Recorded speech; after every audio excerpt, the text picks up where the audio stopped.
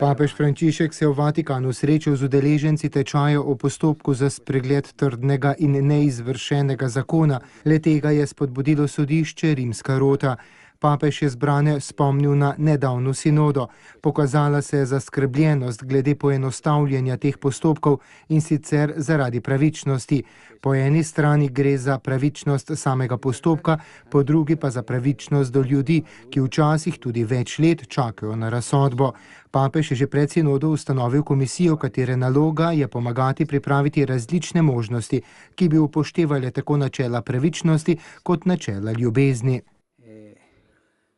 È la Madre Chiesa che va e cerca ai suoi figli per fare giustizia.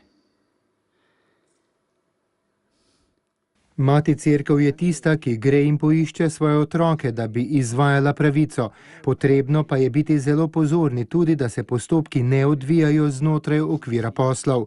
Sveti oče je opozoril na javne škandale in povedal, da je tudi sam pred časom moral sodišča odsloviti neko osebo, ki je v zameno za postopek zahtevala visoko plačilo. Na sinodi o družini so govorili med drugim tudi o zastonjskosti, a kadar sta povezana duhovni in ekonomski interes, to ni od Boga. Mati Cerkev, je še dodal papež Frančišek, ima dovolj velikodušnosti, da pravico izvaja zastonjsko. Duhovni in ekonomski interes je torej po papeževih besedah potrebno ločiti. Ecclesiastico. Per favore, questo no.